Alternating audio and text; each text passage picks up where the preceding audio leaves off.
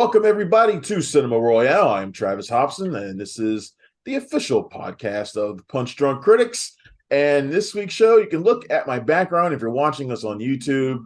We are talking Star Wars and all the announcements that came out of Star Wars Celebration, which I think is it over now, or is it maybe on its last day? It really doesn't matter. There was a ton of news that dropped over the last few days. We're going to talk about some of it.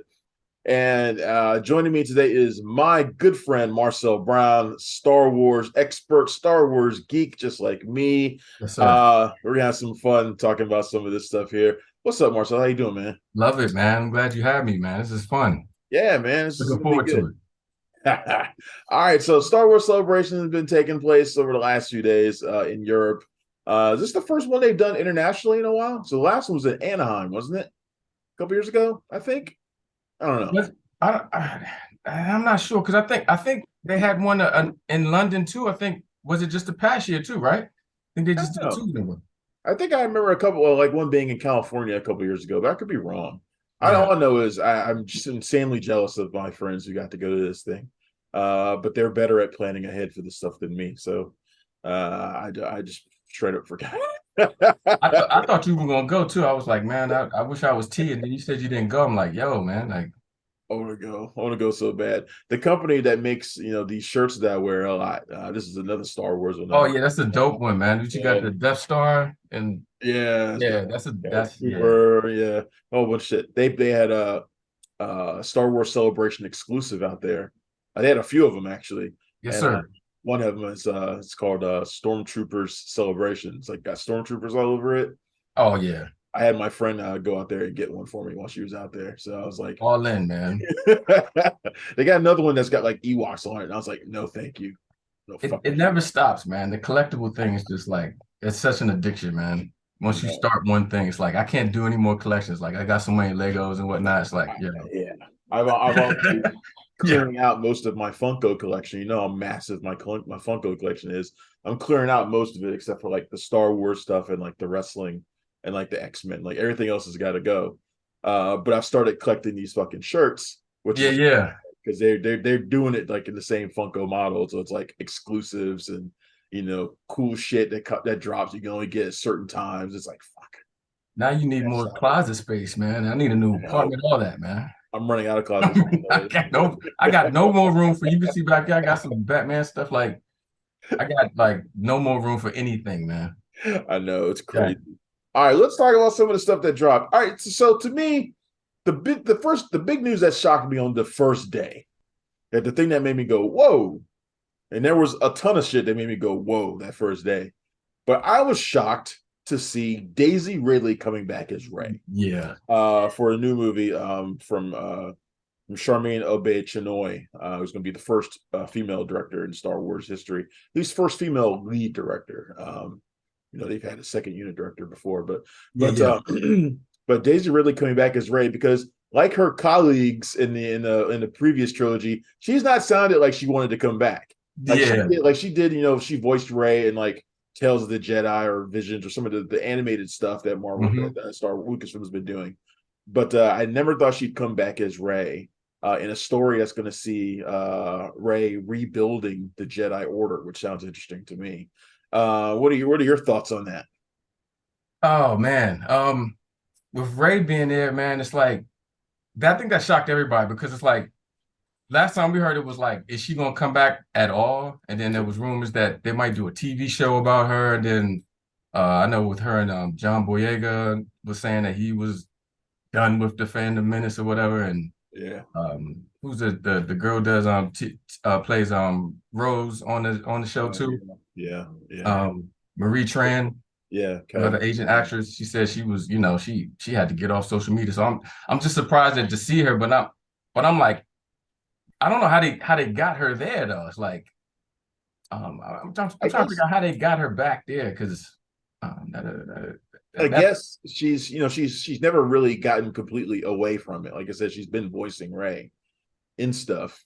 right, right, I right. have to imagine that a big part of the reason is that she's going to be working with a female director, and maybe she's feeling like Yeah, yeah, maybe yeah, her yeah. production will be a little bit smoother, or maybe she'll feel like she has a little bit more of a voice.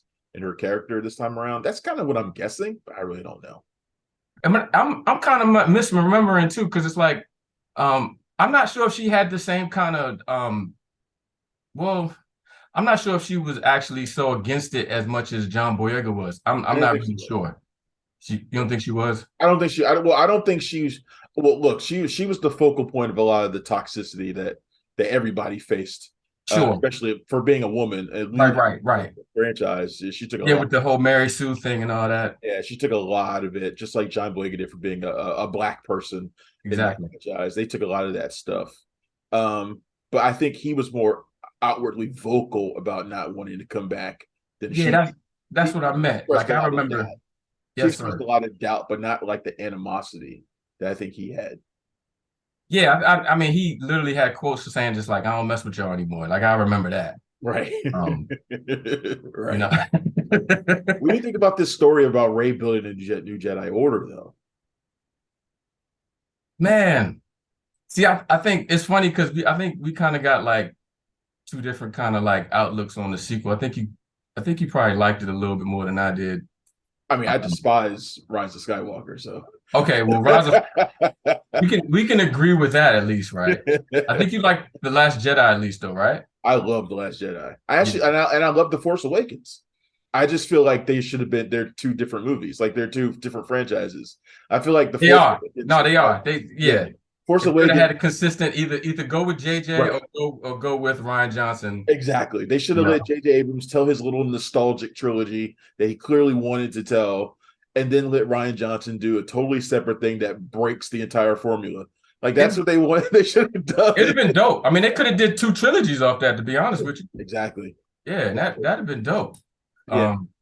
But what we got was just like it's almost feel like it was like Star Wars beta. It was like we were beta testing the Star Wars, right? We just it didn't feel like they had like a cohesive type of plan or something, right? Yeah. Um, you know, and Because remember that third because film was there's a lot of people who like the trilogy, so that's cool. But yeah. um, you got to be like at least realistic, saying that it wasn't a consistently made thing, you know? Yeah. Because remember that third film was supposed to be Colin Trevorrow. Uh Right. at first. So it was going to be three separate filmmakers. And Well, I mean, his original story he was going to do sounded like it would have worked perfectly bouncing off of Ryan Johnson's story. Like it would have fit much it would better have than what worked. we got. It would have worked. And I can understand three different directors because the original Star Wars had three different directors from, you know, it had like Irvin Kershner, George Lucas, and then I guess the last guy who did Return of the Jedi, I can't think his name right now. But they had three different people, but they still had that same that key person, George Lucas, to oversee everything. Yeah. He They was part didn't of have the screenplay of all three. yeah, and they So didn't have that this time. So, but to your point about about Daisy Ridley though, I'm I'm I'm cautiously optimistic about what's going to happen with that. Because I didn't really care for the trilogy as much. But don't get me wrong, I there were some concepts of it that I thought were really cool. I just think the execution of it didn't come out as well as it should have, you know? do you like the idea of her rebuilding the new Jedi Order? Does that sound cool to you, or do you sound like? So I remember when we talked about it before, you said weren't sure this was necessary. Yeah, well, I always say that, and then like, you know, they cut like because I said that about Obi-Wan, I was like, do they really need to show this again? And I actually Right. enjoyed it, you know? Right. Yeah. So they could surprise me, but just from me on the surface, I'm wondering like where they're gonna go with this. But now that I'm hearing more things that like, you know, they could actually tie in like maybe Grogu can get in there somehow and be part of the Jedi Order. They can do a lot of things with it. So you know, I guess it was kind of a knee-jerk reaction because I'm just kind of tired of them just throwing stuff on the wall and seeing it sticks, and it's like this this project comes up and then it just evaporates like Thanos, you know, just Yeah. dusts away, Yeah. Well, I and mean, it's like why y'all keep announcing this stuff and then nothing happens. So yeah. And I mean, having issues getting projects off the ground has been a recurring issue for Lucasfilm lately. I was explaining to a friend of mine that it's hard for me to get super excited because right, we never got the Rogue Squadron movie. We may never get it. We may not get Ryan Johnson's trilogy that I was excited for. We never may not get Taika Waititi's film. Although recent updates suggest those projects are still out there. Sure thing. There's no concrete info in any of them, so it's like, who knows? Who knows what will happen? So it's hard for me to get super excited about anything. But I like that in Yeah, general. I yeah. like the idea of Rey.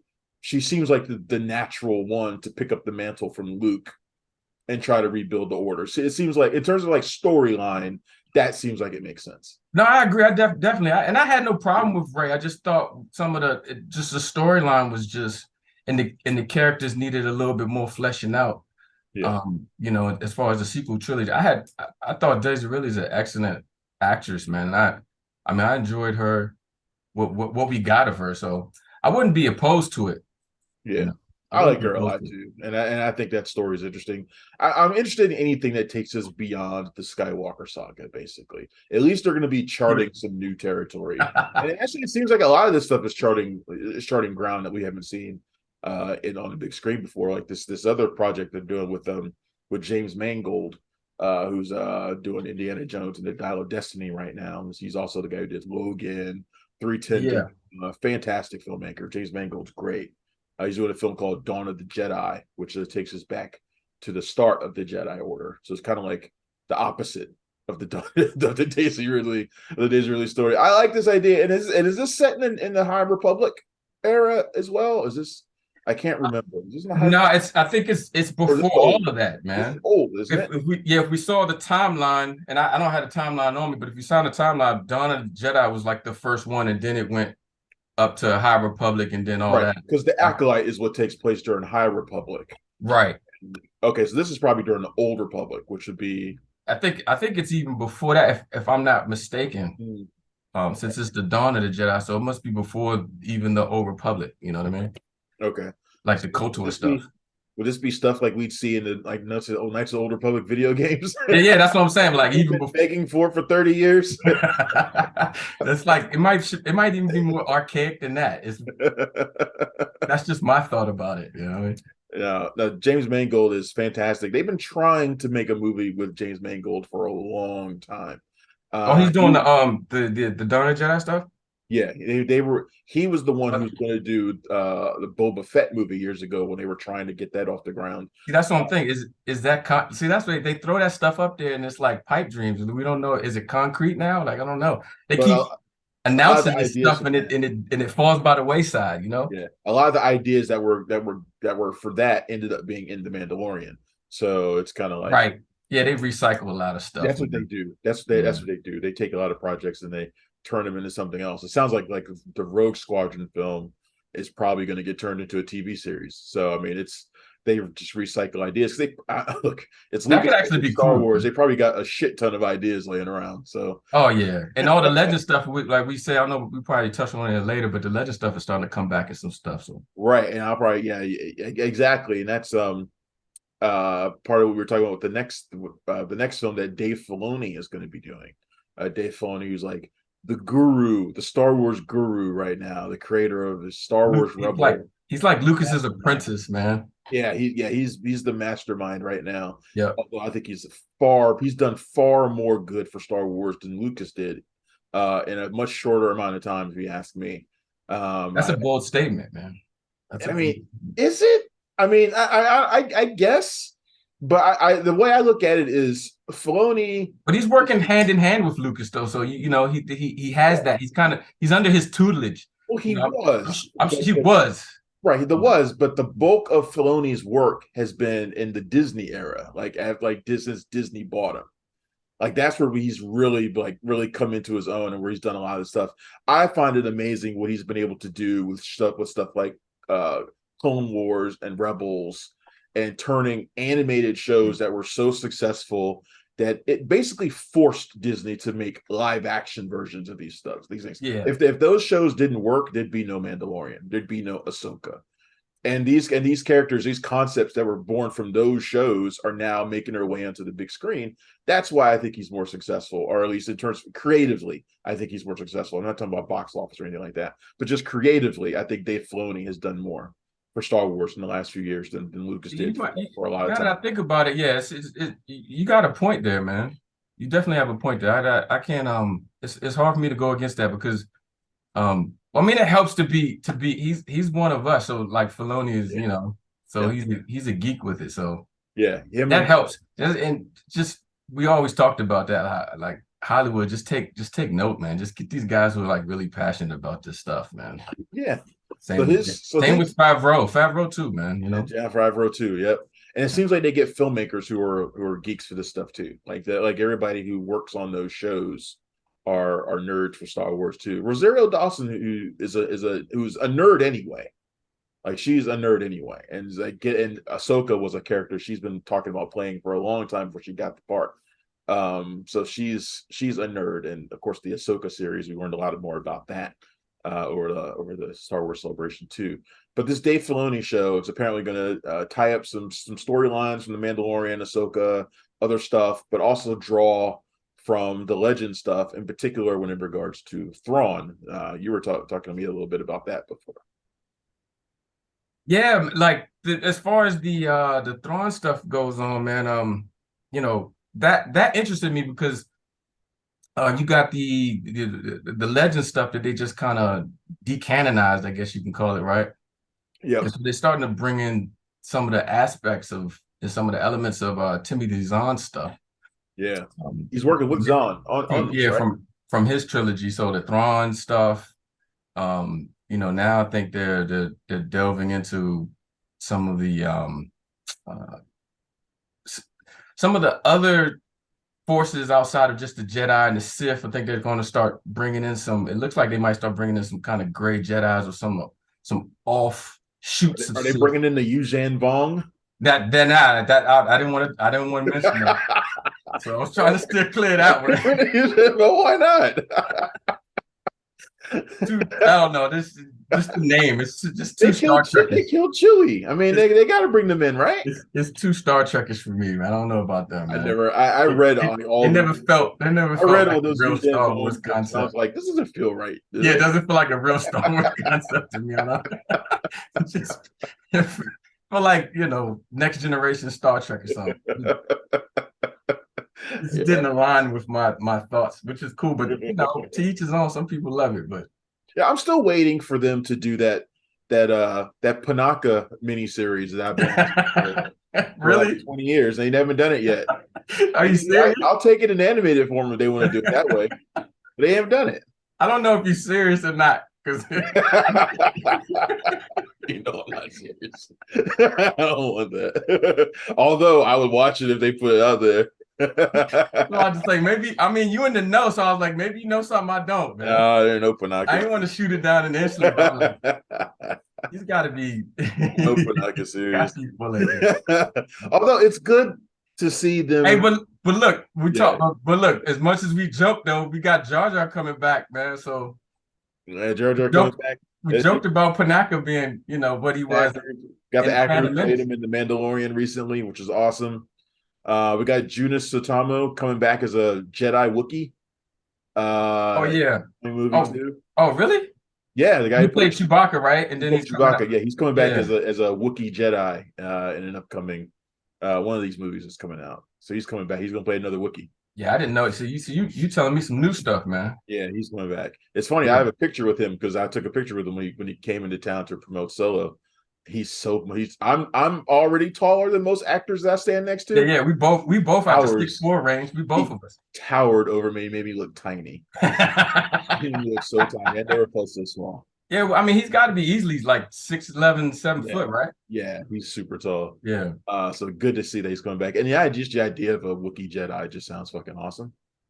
That just sounds super cool. You got Chris Anton. I don't know. Did you like that character when he came out? So I don't. I thought he's fine. Yeah, I think he's fine. I like Wookiees in general. So gotcha. I think they're all pretty cool. I just don't like. They're like the only furry creatures in Star Wars that I like. So I won't even go there, man. I'll just go to the next one with that.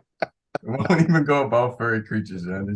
Dave. Everybody who's watching this podcast would be up in arms if we mentioned. You probably know better than me, but as far as I know, there's never been an Ewok Jedi. See, I didn't even want to go there. I didn't even want to talk about it, but now that I've put it out there into the world, so much do it. I don't know, man. I don't want to. Is that an option? Are they one with the Force? Can they? I guess every creature manipulate the Force? Yeah, I don't know about. Isn't Endor like full of the Force because it's like a forest It planet? I should thought be, it was right? like Even the Wookiee should, all that. So yeah. yeah, I think it must permeate through every living thing, right? Yeah, maybe So there's like a Porg Jedi that's out there somewhere that I don't know about. All these books that I now, don't. So now I mean people be pissed off if it was an Ewok Jedi, man. I think people would fucking love it. I would hate it, but I think other people would love it. Maybe now because we're in a different time period, but when that from the old trilogy, people were just so anti-Ewok. I guess people have grown to like love them begrudgingly now. Yeah, Like Jar Jar now, he's kind of like slowly creeping into okay, we're accepting him. yeah. I think that's the benefit of distance. Like, people who didn't have to like watch him like in real time, like that. Like True. if you watched him for the first time in a movie theater, you'd be like, "Come on." Right. When we sat there for hours waiting for Phantom Menace to come out and we got that. Right, exactly. You wouldn't Yeah. be quite so forgiving. Like Right. I don't want to see him anymore. I don't even like playing him in like the Star Wars Lego games. Like I had to go through that like whole Gungan planet and I don't even like being there. Although I will say, um, I actually liked him in that Clone Wars episode though with him and Mace. I don't know if you saw that one, yeah. Yeah, yeah. He Yeah. didn't annoy me as much. I guess I he had a little girlfriend and everything. I was like, oh, okay, they try to make him cool I think Jar Jar can be fine as long as he's not the centerpiece in like he was in snippets. that movie. Like in Yeah, that yeah, movie, he was such a key factor, yeah, and yeah, let's be honest, he should have died in that fight. Like yeah, yeah. he should have been rolled over by one of his own like blue balls Right. and like died. Like that's what should have happened. I was trying to Now, explain it to a friend of mine the other day because like all women, she likes the cute little creatures. So she likes the Porgs and the Ewoks and the Gungans. She likes them all. yeah. And she didn't understand when I was laughing at the idea of all of them getting killed in something. And I was trying to explain to her. I was like, Wait a second. She doesn't get your sense of humor yet? Like, come on. I think the assumption is that I like everything Star Wars, but like Oh, the yeah, one thing okay. I don't like So, about so Star Wars I got you. are the cutesy characters intruding on my space war. So I don't like any of them. So, Like the well, only thing okay, so Mandalorian now, you must really hate that then. like Grogu, Yeah, yeah. like I want to see Grogu get killed, but it's not going to happen. He's too popular. That won't happen. I had her upset when I said, Hilarious. "Wait, you ain't seen no Grogu in the future episodes, do you? You ain't seen him in nothing. He's probably dead somewhere." So she ain't like that too much. No, that's hilarious. You saved that one for me for the podcast. That's hilarious. Yeah. Grogu's fine because the Mandalorian story is so much like Lone Wolf and Cub. Like I Yeah. can like if it wasn't, I'd probably dislike it. But I like Grogu because of that, and I feel like he's being built to become something. So I think that's kind of cool. Like I feel like they're building him to become a great warrior, probably in a future Star Wars project. Like that's probably what will end up happening with Grogu. Like he'll grow in power and importance, like to become Yeah. like the next Yoda.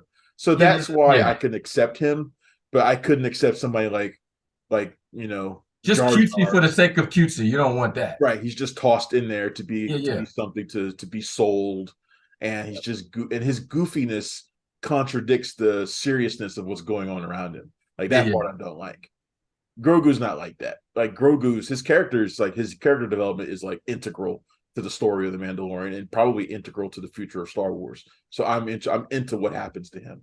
Okay. I Yeah. joke that I want to see him die. I don't really want to see him die. No, I know that. I But if know it that. happened, I'd be heartbroken, but I wouldn't be, I'd be like, well, damn, I want to see what springs out of that too. So Yeah, he's just not thrown in there just to. I mean, well, he is kind of in there too to sell some merch. Let's be honest. oh yeah, of course. Yeah, but that's just not like his sole purpose, you know. Yeah, Yeah. yeah. They're bringing back the Bad Batch for season 3. Did you finish season 2 of that yet? Like I'm gonna probably piss off a lot of people who watching this. I'm not a Bad Batch fan at all. I did like the first season. I guess I don't know, man. I see. I got a different outlook on it because everybody's so up in arms against like fan service and things tying into the trilogy. But for me, I like that, you Right, know. me too. But I'm not opposed to stuff being like Andor being kind of like offshoot of it, and it's not really showing you a lot of like, just basic characters, Darth Vader and all those like Did you the come around iconic on? Did characters. you ever come around on Andor? Like, Yo, Andor really? and Andor is tough, man. I like Andor. Yeah. At Uh, first, at first I didn't really get it. It was just too slow. Maybe I was expecting something different. yeah. But now that I've just kind of like, changed my mindset on it. Yeah. Because that's a lot. That's what happens a lot of times in Star Wars with this stuff that's coming out. It's like you have in your mind what you want to see, and if it doesn't show up, and if it doesn't hit that, that initial thought that you have right away, you're just like, oh man, and you're just so disappointed. Yeah. But everything isn't going to be exactly how you foresee it. I So think it fits. I think it fits really well with the tone of Rogue One, which Rogue One, like I've been saying, is oh no, yeah, my favorite of yeah, the Star Wars movies. I agree. The way Andor builds up to that, and tone And of Andor was able to have his own tone too, which was cool, man. He's just kind of like this, um, the rebels were trying to. You get a lot of that. This intrigue was it's like, oh, something's about to, like that kind of Cold War yeah, era time period where you're like, oh, something serious about to pop off, but it's like you just don't know what it is. yeah. I mean, Um, I like the fact, I like the fact that the movies are where the big swing stuff happens, like yeah, battling the Death Star or whatever, or battling Vader or battling the Emperor or Kylo Ren. Like the big stuff happens there. But I'm interested in the stuff that leads to the big stuff, like the right. little battles that happen that make the big battles more important. Like that's the stuff that I'm into. And It's Andor and Rogue One were about that. I've always said that Rogue One was the only Star Wars movie that felt like an actual war movie. And like definitely. Andor is like the perfect build to it. And I can't wait. They've apparently showed a teaser for season 2, which is going to be the final season of Andor, by the way. Because they're only doing two seasons of that, leading right up to the events of Rogue One. And I'm super excited to see that show come back next year. So Which show is that? Which one? Andor, Andor. Oh yeah. Like you said, like I've been because I'm just so used to just like because remember the only content that we were getting was the trilogies, right? For the Yeah, longest time. yeah, So that's all we had to base our kind of Star Wars knowledge off of. But now the Star Wars universe is expanding so much. Now that they decanonize like all the legend stuff now, so this is what we have to go off of. yeah, But Rogue One really just showed me, like you said, like a whole different what Star Wars can be as well, yeah. instead of just You it can do being different things. episode 4 through 6 and it just being the crawl and it just being John Williams and that deal. Yeah, It yeah. could be it could be so much more, which I is like that they're doing new things. They're doing different yeah, things and showing different versions of what Star Wars can be. Like we used to talk about how Marvel didn't truly feel different until they made an espionage movie like The Winter Soldier. Like you need to do that with Star Wars too. You need to tell different types of stories. I still maintain that in a few years, people are going to look back at Solo and think it was pretty good because it was man, yo, you know me yeah. from that's like honestly one of my favorite Star Wars movies.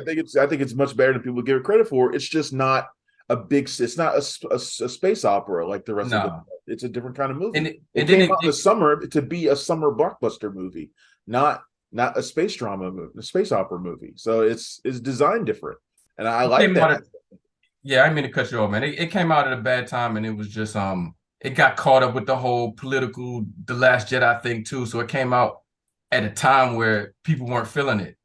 Yep. But I'm just a huge Lando fan, so I'm gonna love it, man.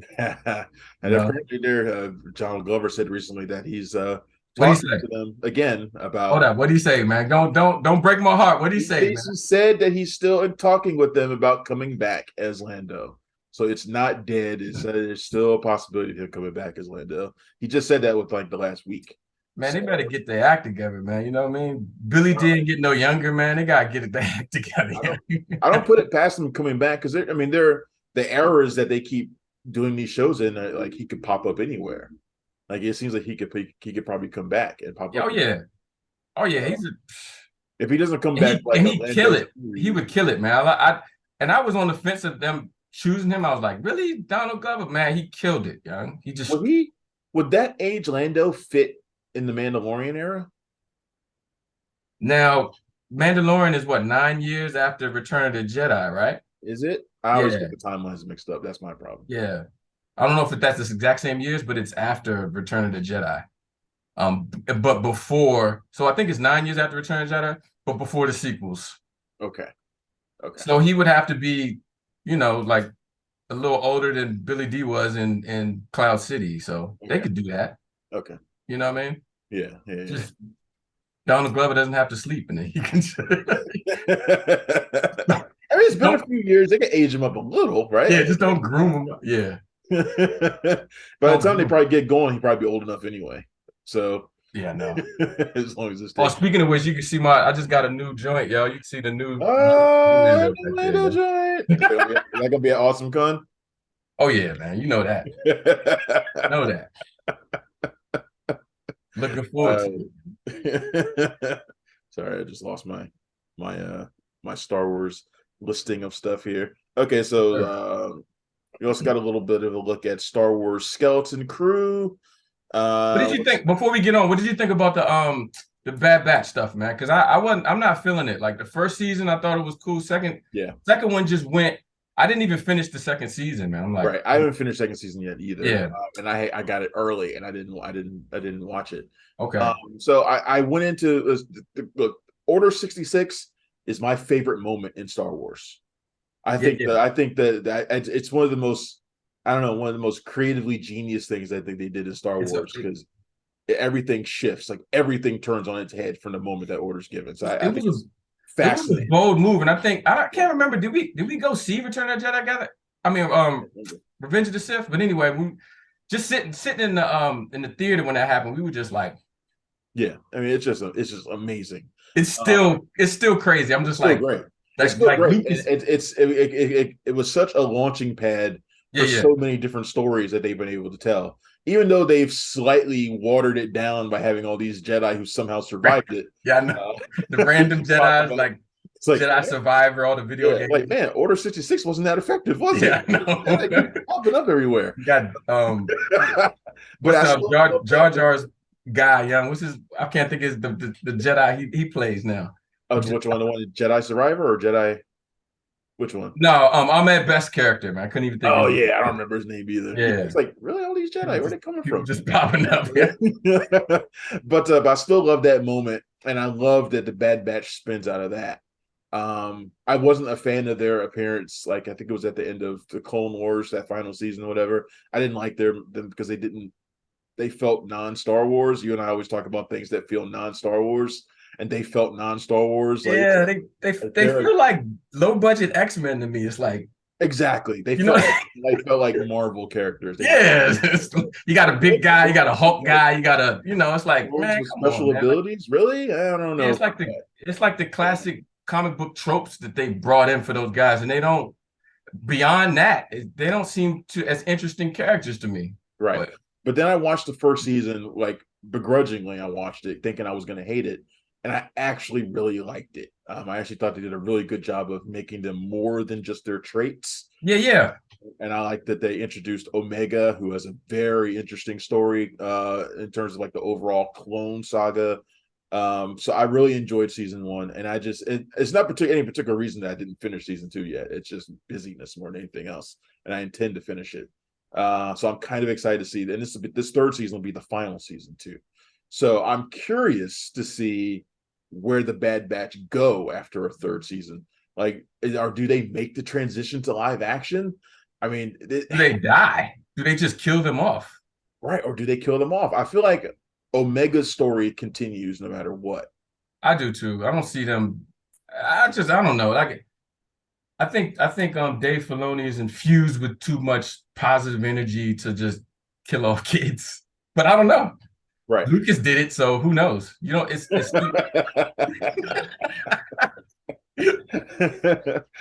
it's always cool in Star Wars to see a character that starts young and then sprouts up and becomes something like Ahsoka and like Ezra. Right. Both Right. of them, man. And like, look at them now.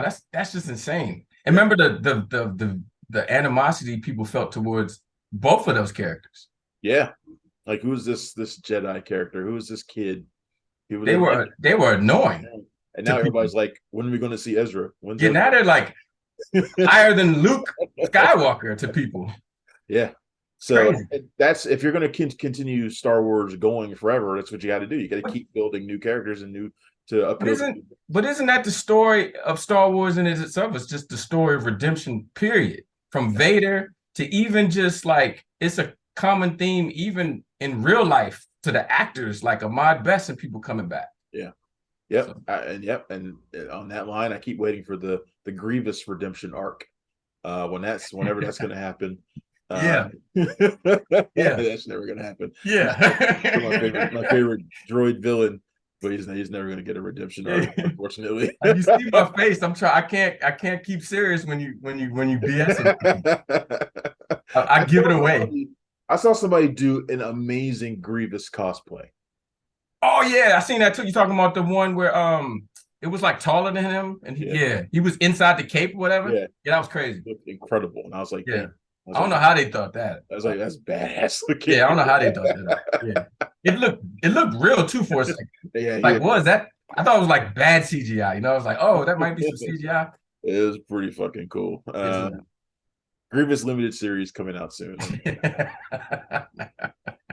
Anyway, but no, I'm looking forward to seeing how the Bad Batch wraps up, because I'm genuinely intrigued to see where those characters go in the future. Now, look, you brought up something though, because I kind of like poo-pooed them a little bit, but that first season I did enjoy them. So I guess I was expecting something a little bit more aligned, and the second one it just seemed too slow for me, so I couldn't get into it. Yeah, but I think there's still a lot of potential there, though, man. Yeah, definitely. Yeah, there's still potential. So there's more Star Wars than ever right now going on out there, and it's and I'll be honest, I've kind of come around on Star Wars. A couple years ago, I was like a lot of people, where I was like, they're putting out too much Star Wars content. I'm kind of tired of it. Yeah, too much is too much. But I give Lucasfilm credit. The TV shows have bolstered my interest in Star Wars more than it has been in a long time, because they're showing different corners that I never even thought to see explored. I think we have to thank Filoni and Favreau for that. I didn't mean to cut you off, but no, you're good. We gotta thank those two at least for that. But you can continue though. Filoni and Favreau, if they you're frozen. Marcel, you still there? We may have lost Marcel in the middle of his praise for Dave Filoni and Jon Favreau. There you are. There you go. Oh, we back? You froze. You froze for a minute. You're good. You're praising Dave Filoni and Jon Favreau right at the end there. Oh yeah. That, I mean, we have to thank them, man, because like the Star Wars universe wouldn't be the same without them, man. Like it would be in the exact same state that you were talking about without that kind of consistent, guiding hand of Filoni and Favreau right now. Yeah. Before we wrap up, let me get your opinion on the current season of The Mandalorian, which is going on right now. I'm honestly, right now, it's my favorite season. I'm loving this season, mainly because did you get up to episode 6? Let me just ask you that, and I won't spoil it for people who haven't seen I'm all the way caught up. I'm loving this season, and it's largely because of Katie Sackhoff as Bo-Katan. Right. I think she's incredible. That's one of my favorite characters. Anyway, I love Katie Sackhoff already from Battlestar Galactica. I've always been a fan of hers. I think she's doing that character so great, and I love that they've made her the centerpiece of this story. The Mandalorian saga to me is incredible. Anyway, like the whole Civil War and all, trying to bring everything back, back to their original strength. I think that's a story that I've been wanting to see completed, and they're doing it justice. I'm loving this season so far. But what are your thoughts on it? Me too, because I know a lot of people were saying, well, you get people who are like, oh, the story can only be about the Mandalorian, Din Djarin, and Grogu, and it can only follow their story. But I always saw it as the Mandalorian as a culture, like instead of just like a person. Right. So I love them showing, and I'm a Bo-Katan, dog. I like By far, man. it. No, she's a knockout. Like it's from anime from the animation version, we were kind of like, Yeah. it like we could kind of like take her or leave her. I think, well, at least for me, if she was all right in Clone Wars, but I mean, like live action is like, yo, she's just badass, and she's just so much more thorough than Din Djarin to me, man. Yeah. Like it's just as a character, man. Yeah. I absolutely love her. Uh, Yeah, what do you think about this most recent episode? Some people are pissed off at the cameos in this episode. the I thought episode, they were great. I don't care. the I episode liked six. I don't know what we could talk about, and like if I'm spoiling it for people, I whatever. feel But like everybody already knows yeah, at this point. but I don't mind cameos. I don't mind if everybody in even Snoop Dogg or whoever comes in. I don't mind that. The cameos from just everybody in Hollywood I think that's kind of cool because it makes it like an offshoot kind of Star Wars multiverse thing, right? Yeah. Um, but get some acting classes before you get, please. Because I mean, come on, man. Like seriously, yo. Like she got a little better after a while, but I'm like, yo, y'all couldn't make another take of that. She's just straight up reading, man. Like, come on. She was just happy to be there, honestly. It just makes it seem bad for all the people who just, we have like these sympathy hires and like we're getting these people just because of their ethnicity and their sexes and all that. And it just makes you just like, man, come on, man. Like, I don't have a comeback for that. She was having fun. She was having fun on set. Jack Black looked like he was on the ball too. But I was also glad YouTube. They had fun on YouTube. I saw that. Yeah, they clearly were. I was also glad to see that my girl Sasha Banks came back too as Casca Reeves. With no, she had no speaking role though, right? She just was. No, she didn't. But she doesn't need one though. However, she can just sit there and look cute. If she wasn't coming back at all this season, so and right. She probably didn't think she was. No, I think she duped us, man. I think she said she's not. She said they didn't give me a speaking role, which they didn't. Right, but then again, it sounds like her character is coming back too, because this whole Mandalorian saga is not over. Yeah, and obviously, she's got her crew back, so I think she's going to be in future episodes. So I'm sure she'll say something. Plus, she's Sasha Banks, Mercedes Bernardo, one of the most popular women in the goddamn world. They'd be idiots to not have her have some lines. So yeah. back onto that episode 6, though, I was kind of like, I was disappointed how they shoehorned Bo-Katan. Oh no, there he is. There you are. I don't know what's going on, man. Every time I get on the road, finally, it's always when you're in the middle of saying something too. It's funny. But yeah, wrap up what you were going to say, and then we'll remember finish up the episode. Yeah, I don't even remember what we were talking about. What was it? We were talking about Sasha Banks being in the episode, but then I think you were moving on to talk about something else. But, just the Bo-Katan thing, and that. Just kind of shoehorned there at the end. Something was shoehorned in that you didn't like.